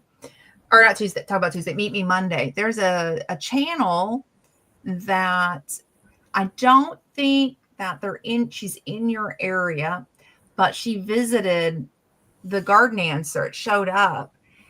She's got maybe 400 subscribers, and I just started following her just today, actually. But she went and she visited Laura's parents' Garden Answer at Andrew Seed Company, and I thought, I've got somebody I want you to reach out to. I'm gonna have to send that over to you for the Meet Me Monday. With her being such a small channel, but she was in your area, and I don't think she lives in your area, but she was in your area just recently. So it's actually currently only 93 here. See, that's nothing for you. No. Tomorrow's supposed to be 92, Thursday 87, Friday 85, Saturday 89, Sunday 94. And then we actually get up closer to normal, 98, 98, 96, and then back down to 92. And keep in mind, for those who are watching, it's cool in the morning, and then it goes up. Like that's their high for the day, and then it'll come back down. And overnight, we're in the 60s. Well, actually, 56 overnight tonight. And then 62, 54, 55, 59. These are actually cool overnight temperatures because it's not unusual for us to be in the 70s and 80s overnight. That's crazy. During the summer. That's crazy. I know. This is like, what's going on? Yeah. We haven't even had that many 100+ days this summer. That's what she said. She made that comment too. Just found out today our new media girl, Ashlyn, is going to oh, wow. That's awesome. That's awesome. Wow, Logan, that's awesome. Yeah, your weather. I mean, just because I watch Garden Answer, I mean, it is crazy hearing what you all are getting. Because that's not normal. No, it is not normal at all. But I have actually been saying for about the last 3 years that we are in the process of changing over to the weather pattern that we used to have, like when Ronson was little, around the time when you lived here. Okay. Where, do you remember when we used to get the afternoon thunderstorms? Oh, yeah. Okay. It used to be that every single afternoon, around between, I would say between 2 and 4 in the afternoon, we would get, we would get up around 100. Right. But every afternoon between 2 and 4, we would get a pop-up thunderstorm that would just cool everything down. It would only rain for maybe 30 minutes to an hour, but it was a nice, steady rain. The lightning show was beautiful. Yes. The lightning show was unbelievably beautiful. It didn't set off fires, but it would cool everything down for the evening. And you could go outside in the evening, enjoy yourself. And it was just gorgeous. And then in the wintertime, we actually got snow. Yeah. Actually got snow. And Ronson could go out, build snowmen, and have fun. People could go out sledding. I said we used to go to the mountains and go sledding all the time. Yeah, we still get the snow in the mountains, but we could get it down in the valleys too. We didn't go that far up though. And you could go, like, it was like, I remember the last one that we went to, it was I'm not very tall, but it went above my waist, like where we were at, like deep. If you fell down into it, it was kind of fun trying to get out of it. It was, you know what I mean? But we would go we go sledding in the mountains, and it was nice. It was very nice, but we weren't very high up in the mountains. We didn't go all the way to the top. We just had one, just an area that was like the perfect sledding for littles to go through. But I've been saying for a few years, we're transitioning back to that. Awesome. And I just really feel like this summer is going to be a real pivotal change in that, because we haven't had thunderstorms or rain showers in the summertime for a couple of decades at least. And now this year we're getting them. Yeah. Not much, but a little. Yeah. Yeah. And we've had a lot of wet weather. A lot of wet weather. Rain. And then we did have a period that it dried out. And now it looks like it's going to go back to the rain again. So we've been getting a lot of rain. We had so much that I was afraid that it was going to get into my house. Like there was it looked like a lake going around the back of the property. And I thought for sure it was going to come into the house. And I kept an eye on, I have chickens for those who are new. I kept an eye on the chickens and because I can see out the window, and they were fine. They were high enough up. Plus we put mulch in there, so that helps with that. My friend has a farm, and they lost a little hen because of the sheer amount of rain. She got out and got stuck, and they didn't know she had gotten out, and they didn't know it till the next day. And I went up to the farm because it was my time to take over, to take care of the animals. And so they were like, we're leaving. And I said, that's okay. Don't worry about her. We didn't know she was dying at that point. We're just really concerned if she was going to make it, but not really sure, So I went up to the farm, and I pulled her out of the kennel because they had just put her in there. We had just like missed each other like by 5 minutes from them handing her to me, but just our timing. So I went in, I picked her up. She was very much alive at that point, but she ultimately died in my arms. So I buried her, but that was because of the sheer amount of rain that we got, and she got stuck. So, I mean, it's just been really weird, to see how much rain come through for us. Yeah. Yeah.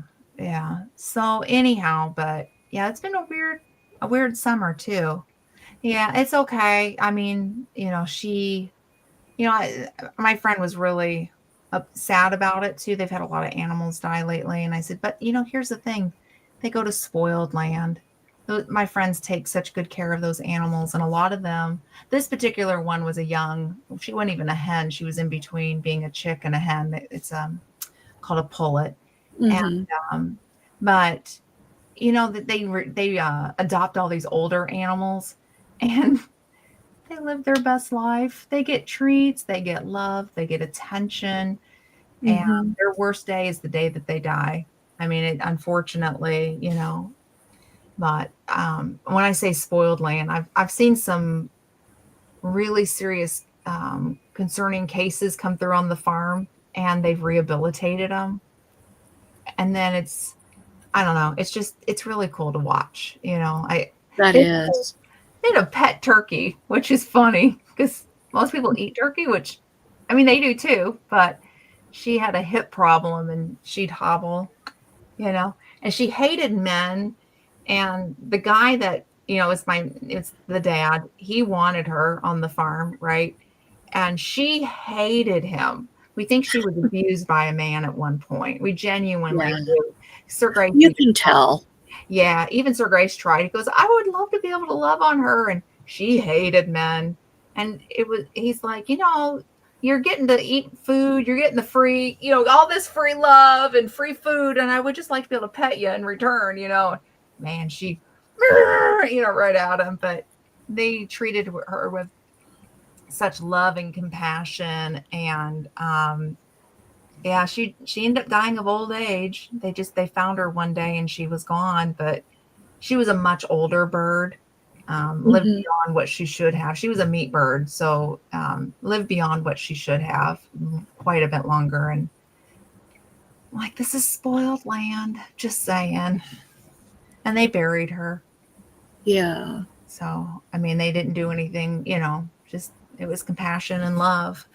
So that's what I hope to give my girls, their worst day is their last day, and then honored, once they're gone.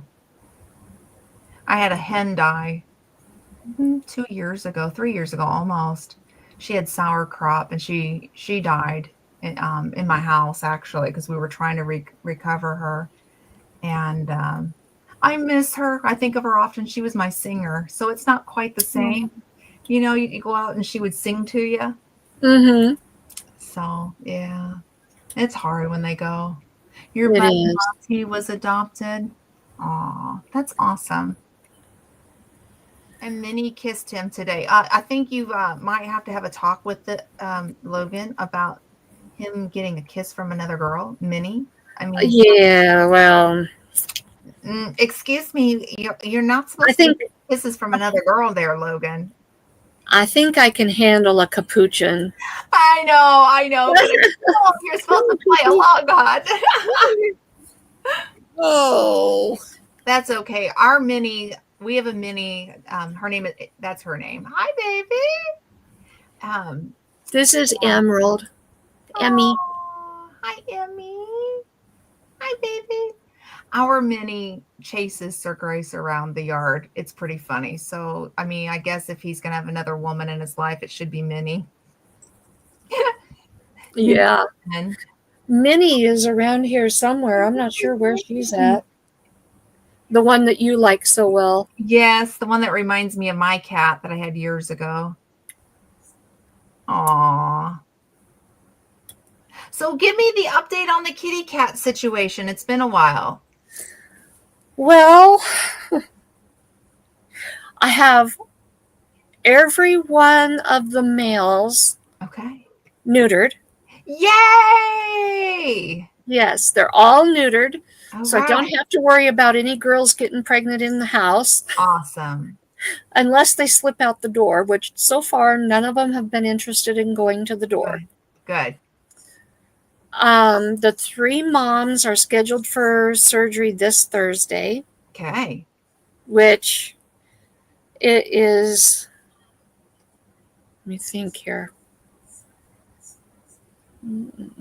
$65 per female. Ooh.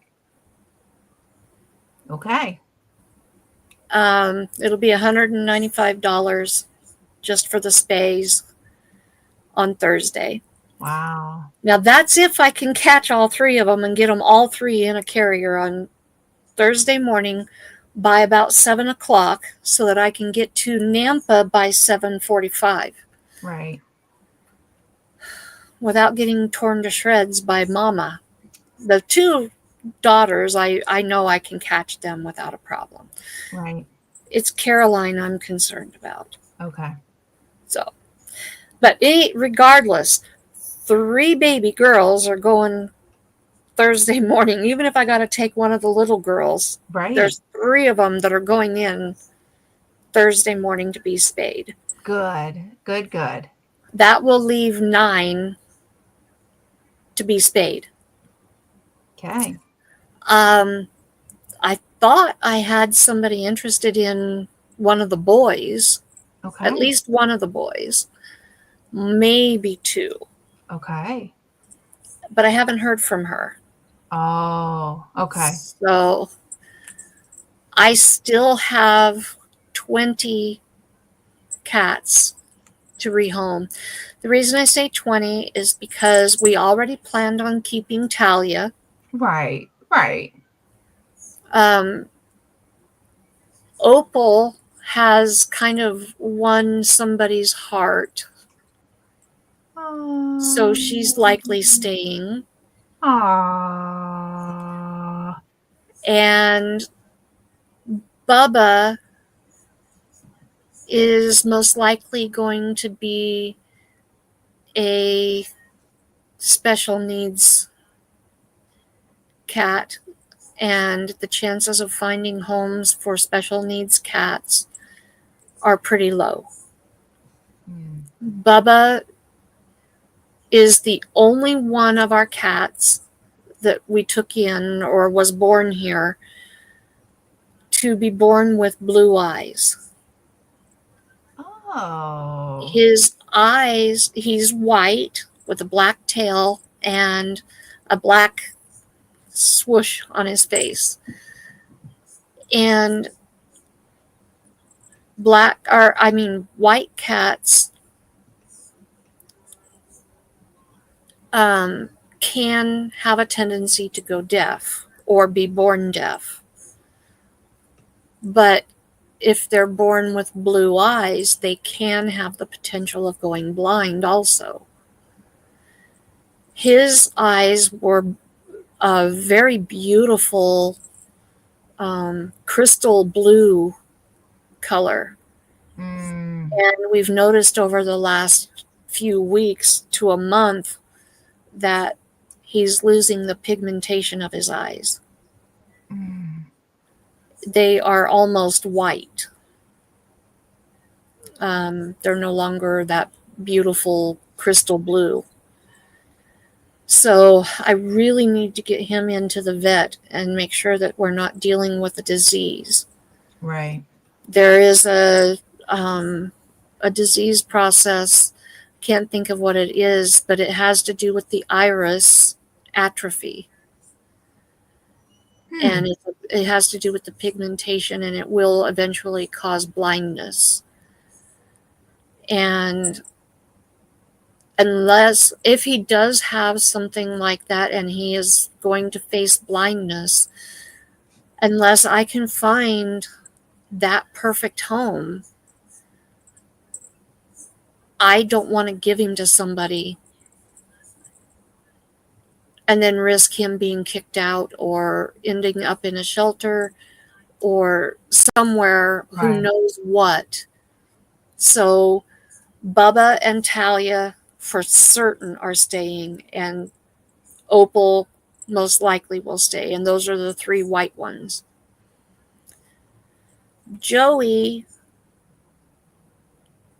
is a bit special needs also, and I'm not sure what we're going to do with him. And then Chris is also special needs. But Chris, I think, will have an easier time finding a home. His problems can be dealt with as long as his new family makes sure that he stays on, make sure that he stays on L-lysine. Oh, yeah. Yeah, I remember that. Is he still doing good, isn't he? As long as I keep him on L-lysine, he does okay. As soon Good. as I stop the L-lysine, he goes downhill. Okay. So that's why I say whoever decides that they want Chris will have to know that he has to stay on L-lysine at least weekly, if not bi-weekly. He has to have L-lysine. Yeah. Otherwise, and I think I know what may have caused his problems. I think that when Caroline went into labor, she refused to go into her own tent. She insisted on going into the tent with Bianca, her daughter. I remember that. Yes. Okay. When she gave birth, Bianca helped her. Bianca cleaned the babies. She cleaned her mama. She took the babies and nursed them. Well, Bianca was already a week postpartum. She didn't have any colostrum. Caroline nursed her babies, but she was not attentive. Mm-hmm. Didn't necessarily nurse her babies the way that she should have. Right. Right. And I'm not sure if Chris got enough colostrum or if Caroline's colostrum was rich enough by the time he got the colostrum. Right. So I'm thinking that about fell off there, didn't you, Emmy? Um, I I think that Chris missed out on colostrum, or the colostrum that he did get wasn't rich enough, didn't have the antibodies that he needed, Okay. or he wasn't able to absorb it when Okay. he did get it. Okay. Because she was not feeding Chris as well as she was feeding Happy. Even Moana. Moana was the tiniest of all of them. And she even fed Moana better than she fed Chris. And I'm trying to think who was her. Oh, Becky. She fed Happy, Becky, and Moana better than she fed Chris right at the first. Until I allowed her to move in with Bianca and co-parent. And so at one point, I moved Chris in with Bianca and allowed her to nurse Chris to make sure that he was getting food. And so I think that he just completely missed out on the colostrum that he needed. That makes sense. So, and I'm thinking that perhaps the same thing happened. Of course, Joey was China's, and Joey's the one that had the really, really traumatic birth. And I don't know. The cat that passed away. That was Topper. Topper, yes. Do you think that may have happened to Topper too? Something similar? Topper was really strong. He was one of the stronger. And the Topper was from Bianca's. Okay. Topper was one of Bianca's, and she was an incredible, incredible mama. She took really good of all of hers. Okay. Yeah.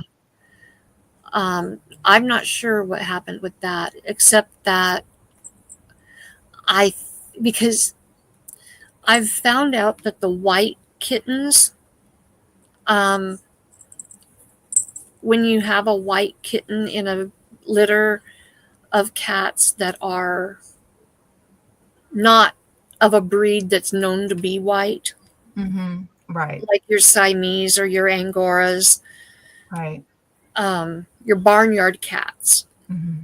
When you have white kittens born, it typically indicates they may be too closely related to their parents. Their parents may be too closely related. Like their father Right. was probably the brother or the father of their mother. Right. So Bianca was probably bred by her father. And that led to the 2 white kittens in her litter. And I know that both China and Bianca had 2 white kittens. Right. And I know who China's baby daddy was. And I'm pretty sure that it was her father that fathered her kittens. And I'm pretty sure that it was Bianca's father that must have fathered her kittens. And so I think that had a lot to do with why Topper was sickly. Right. And Because for anybody who knew, this is Karma did not want this to happen. If you're just joining in on this was a situation where you adopted the cats after they were pregnant. So well, I took in the Grand Queen, right, and her 2 litters in hopes of getting them spayed and neutered and rehomed. 2 of the daughters escaped and got pregnant, and the mama came to me pregnant. So I ended up with 3 litters that were born, and now I'm trying to get them all spayed and neutered and rehomed. Which has been such a journey. And I mean, it just kind of goes back into the spay and neuter your cats people, because this can be a hard thing to go through. And you're such an inspiration for anybody else who's ever gone through this and really, sharing this journey. And I mean, I couldn't be more proud of you for this journey. I mean, I know it's been hard, but you have a beacon of positivity about it too. And it's real. And you're doing such good by these cats too.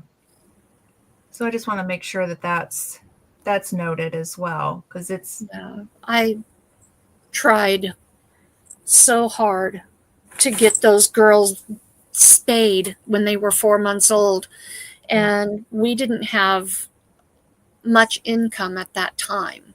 Right. And I was trying to go through a program, and they rejected me. And all I wanted to do was get them spayed to prevent this. Mm-hmm. And they've strayed from their mission. That particular program has. They've strayed so far from their mission that I couldn't get them spayed. And now the result is that I ended up with 10 kittens out of those 2 girls that could have been spayed. Mm-hmm. If they would have just helped me out. Mm-hmm. Hi, Izzy. Welcome in. Another new one to our Talk About It Tuesday.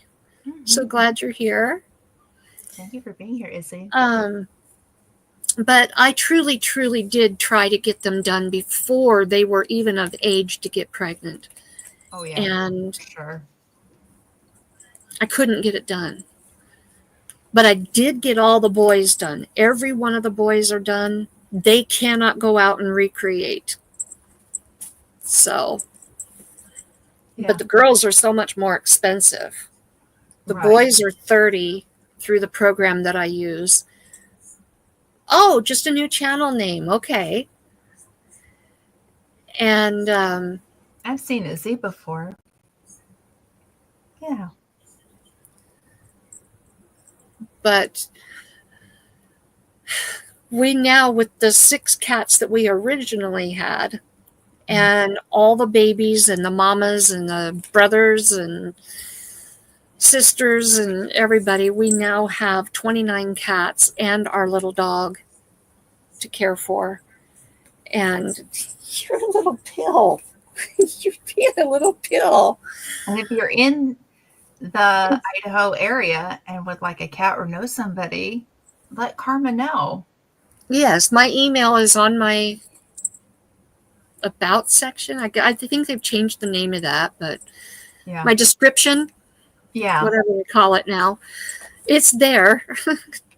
Yeah. And if you would like to contribute towards the spays or cat food or cat litter, Yeah. which I'm out of cat food and kitten food right now. I've got to get some ordered.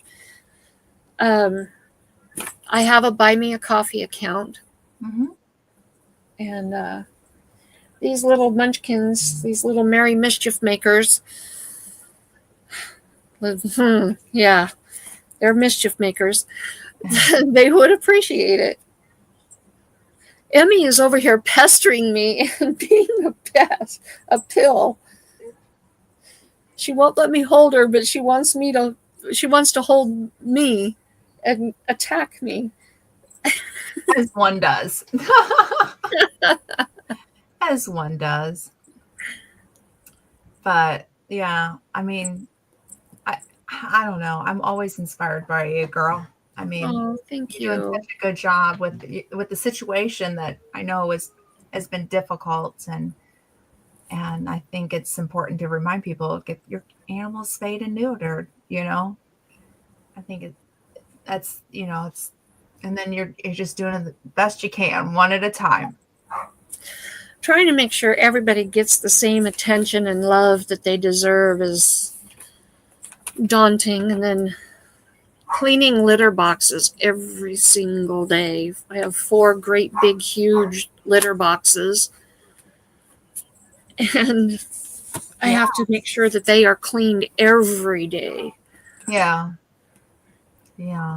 And feeding multiple places multiple times a day, and making sure everybody has water multiple times a day, and they have a favorite waterer that they go through multiple times a day. Aw. So you're a pest today, Emmy. It's just being a pest. As one does, I did find out, I was reading, and they said the most difficult, challenging age for any kitten is the 3 to 4 month old range, and that's right where we are. Yeah. With a dog, it's much later, though. It's up to 2 years. The first 2 years with the puppy is. I think this is the age where they're exploring things the most. And they learn through their mouth, just like a human baby. Yep. So they're tasting everything. You're constantly, what do you have in your mouth? Give that to me. Stop that. Don't chew on that. Leave that alone. You don't have a little human running around? Are you sure? I mean, I have 13. I have 13 little toddlers in fur coats. Oh my goodness. I have a short out with toddlers in fur coats as the title. Aww. And they're helping with the dishes. Right. Yeah, right? I remember that one. Oh, but they're a joy. I have certain ones that like to sleep around my feet, and some that'll come and curl up next to my arm. Aww. And Bubba likes to come first thing in the morning, and he'll come and he'll sniff at my face, and then he'll walk right across here to get my attention. Aww. And he wants me to love on him in the morning. Aww. That's awesome. That's awesome. Yeah, it is so sweet, isn't it? And she loves her kittens a lot. My dream is to someday have land and be able to build a sanctuary where no cat is ever turned away, regardless of health, regardless of behavior, regardless of age. And what I want to do is to have a building for those that are inside cats. I want to be able to take care of even the feline AIDS and feline leukemia cats. But I want to have a room set up and have benches all over in the area where the outside cats can be.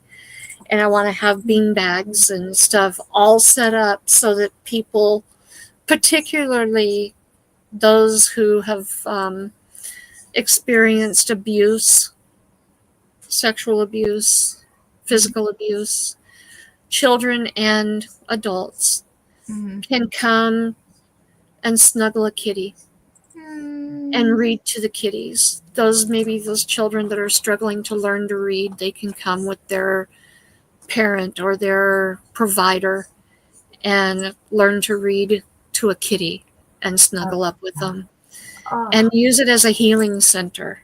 Yeah. And allow them to be adopted out. Yeah. But I want, there's people out there who they have these cats and they might be getting upwards of 12, 13, 14, 15 years old, and they don't want to watch them die. So they give them to a shelter. They turn them in. They'll come up with you. It's so sad. They'll give them to a shelter because they just don't want to watch them die. That's a cop out. It is. It is such a cop out, and I hate that. It is. And I want to be able to take those senior kitties in and let them enjoy their last days. And that's my dream. I want to have that sanctuary for kitties and for people that are healing from that abuse. I love it. I love everything about that.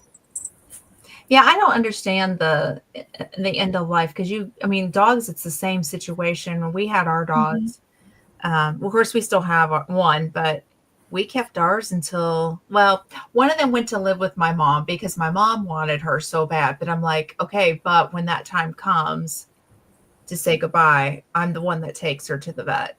And so that's what happened. So I was able to still see her, but it's kind of a private reason why. But she went to spoiled land. Okay. I could never give my animals up to anybody, but my mother, that dog got bacon and eggs every Saturday morning. Okay. She got the good life, but I could see her too. And that was what was important to me because I couldn't just give her up, but there was some things in our life at that point.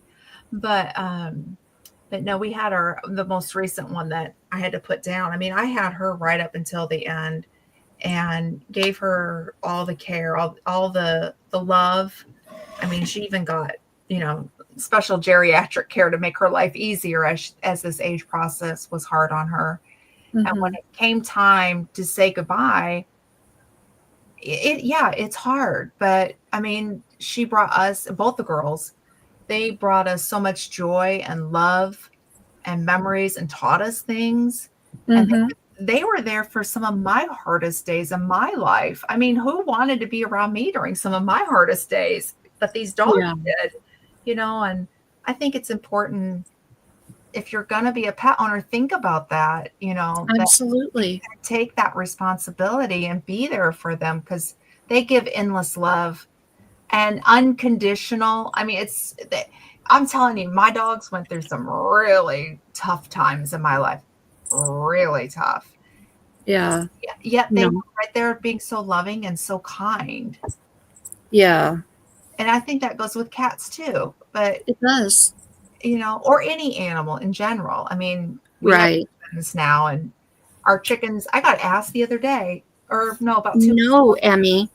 What are you going to do with your chickens now that once they stop laying? Because the older flock, they're 5 years old, right? And I said, well, I'm going to go out there and I'm going to feed them and I'm going to love on them and I'm going to make sure that they're okay and hang out with the hens. What I do? And she goes, oh, I'm so glad you're not putting them down. I'm like, well, why would I? Yeah. I find value in even the oldest hens.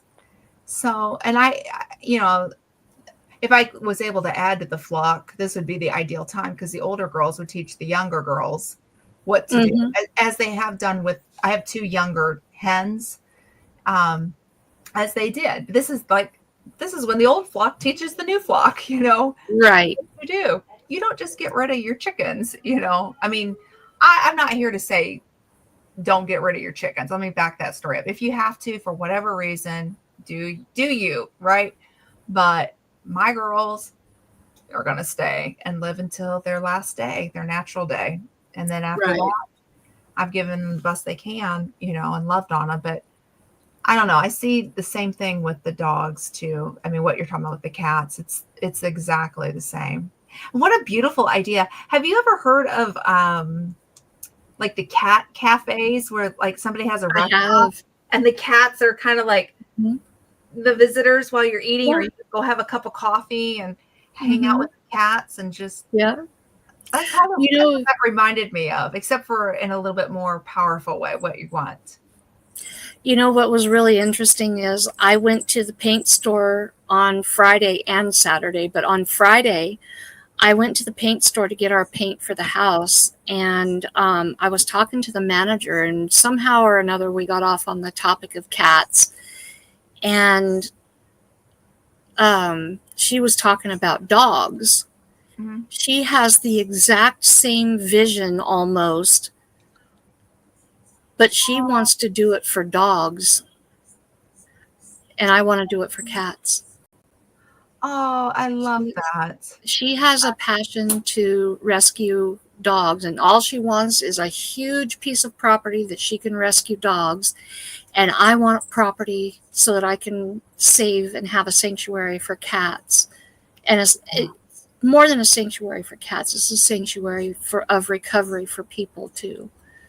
But she wants to take in dogs that have been abused or that need a home, that have been put out on the street, etc. And it was just so fascinating that here I was in there to buy paint, and we got to talking, and we both have the same vision. Then pair up with her. You do the cat side, she takes care of the dog side, and I say it should be a shared, two of you guys do it together. I think that was incredible. Oh, yeah. I just thought it was so neat to meet somebody else with the same passion. See, mine's a little different. I would like to retire to adopt, a retired military working dog, one with PTSD. I would love to have that. And I know that sounds scary, but to me, it's not. And a lot of them are German Shepherds too. Mm-hmm. And it's always been a passion of mine, but will it ever happen? Probably not. But you can adopt military working dogs. Mm-hmm. Through it's out of Glenda Air Force Base in San Antonio. They have a program, and so only the ones that can go into a home will they adopt out. They have to go through several steps, and typically the canine officer that was a handler for that dog gets first priority, right? But a friend of mine did it, and the dog she had for 2 years and lived out on a farm, and this dog got to live its best life, retired, and the dog had PTSD, and so they just dealt with the challenges head on, no big deal. And yeah, it was a really cool program, and it's always been a dream of mine to do the same. The situation I'm in, we have a service dog, so in the home, and so might not go well, although the service dog might adopt the it might benefit. I don't know. We could have a service dog for the retired dog. I mean, I don't know, but it's always been a dream of mine. So, and I have a heart for the working dogs. I just genuinely do. It's a different class, I guess. I have the service dog in the home, and I get to see how he was trained and how he works every single day, and it's really incredible. And I had 2 pet dogs too. So a huge difference between the pets and the working. So, oh yeah, definitely. One of these days I'd love to, because they need good homes too. Absolutely, they do. Yeah. And they deserve it. Yeah, they do. And there is a nonprofit that comes in that would help pay for the medical care too, that's out there. My mom misunderstood. She was watching one of the news channels a few years ago, and she called me and she goes, oh, did you know that you can get help through this nonprofit to pay for the vet clinic and pay for the food? And it's for the military working dogs. And I said, Mom, those are the police canine officers. in the military. It's not the same as a service dog, different. But yeah, there is a nonprofit out there that helps pay for those medical bills, because as they do age, there's a lot that they require, with their primary care, and then maybe even some chiropractic services, because they do work, and so it takes a toll on that physical body, and then ophthalmology, because they're always having to pay attention and look. So it's a lot of medical too, but there is a nonprofit that comes in and helps with that care too, which is really awesome. But it's a neat program that I've looked at many times, and I'm like, maybe one of these days, maybe it would be nice to have one and just give it the best life, just to sit on a couch and upside down and belly rubs. Belly rubs. So, anyhow. But there's so many cool things out there. There are. There really are. Mm-hmm. Well, we have been on for a little over 2 hours. The time just flies. It's flown. It has. Yes. So I think we'll wrap it up. My honey's home, and I want to find out all about his day. He's had some exciting things. It sounds like I've been kind of watching chat here. Yeah. I want to say thank you to our new visitors to our family. Yes. And, I want to thank you for being here, and thank you to our regulars. Yes. And we will figure out this StreamYard issue and get you back to having the ability to co-stream again. And so we can get more people over here. I think they were probably looking for your channel and couldn't find it. It's all, I shared it out, so I put it out in the community post, so hopefully some of them came over. Even if you were lurking, that's okay. Yes, and obviously those watching on the replay, we truly, truly appreciate you so very much. Without you, we wouldn't get to have as much input and as many views, and we appreciate every view so much. It helps our channels grow. Yes. And just so that you know, on every one of these lives, I put in the description there's a link to Glenda's channel. I'm sorry, I about called you Glenda again. Logan has a cousin, a distant cousin, whose name is Glenda. And she recently got in touch with him, and that is just stuck in my head. I was going to say that could be my new Starbucks name. There's a whole line that, and we'll explain that another time. But I'll call it my Starbucks name, and you'll laugh. I'll explain it. But anyhow, not Little Twinker. I'm Little Twinker. I'm now Glenda. Most recently, I was Joey, because Scott. I asked a question to Scott at Rambling with the Brooms, and he went Joey, and then he answered the question. I said, my name's not Joey, but I guess that's my new Starbucks name. So I have Joey. I've been Linda. I never know what I'm going to get called. So it's my Starbucks name, because that's okay right now. I had a doctor's office call me Charlie one time. So, and I don't know how they got that out of karma, but Charlie. Yeah. Okay. Well, I do believe you look like a girl. You sound like a girl. Your name is Karma. I have a cousin whose last name is Brown. Okay. And he and his wife named their daughter Charlie. Oh, my. Yes. I feel so bad for that little girl.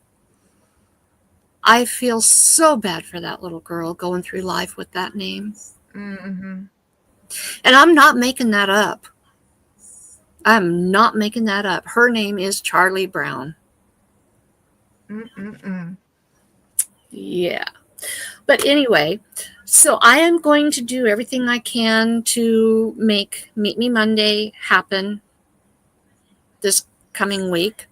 I'm also going to do everything I can to make sure that there is a Thoughts for Thursday video out this week. It may not happen Thursday, truth be told, because I've got to take 3 ladies in to be spayed on Thursday. Yeah. But I will do everything I can to get a video out this week. And then, like I said, Meet Me Monday will hopefully happen next week. And then that'll bring us up to Tuesday. But what do you have going on? So on Saturday at 4:45 Eastern Standard Time, we have a lazy Saturday night chat. I headlined before Jesse and Lisa at Lazy Days Ahead. So hopefully you guys come over and hang out. And then I'll send you over to Jesse and Lisa because I know that this weekend is their wheel. So Awesome. For anybody who's new, you subscribe to Lazy Days Ahead with Jesse and Lisa and go on over and check them out too. Oh, I know what I was saying before I so rudely interrupted myself with screwing up your name. In the description of every live, I put a link to Glenda's channel. There's a link to my Buy Me a Coffee account. There is a link if you are a creator and you would like to promote your channel through an interview on Meet Me Monday. There's a link to the form to fill out. Super simple, just a couple of questions. And I can get in touch with you and we can set that up. It's a very relaxed, laid back interview. It's more of a chat between 2 friends. And we can get your channel out there to new subscribers. Mm-hmm. And I can't remember if there's anything else on there or not, but check it out. Check out the description on every one of my videos and live streams. There we go. I got it out. All good. You got it. You got it. You got it. You got it. So anyway, I want to thank everybody for being here and thank you for watching on the replay. And we will see you on the next video or live stream right here on Lewis Acre Farm or on Grace and Fire.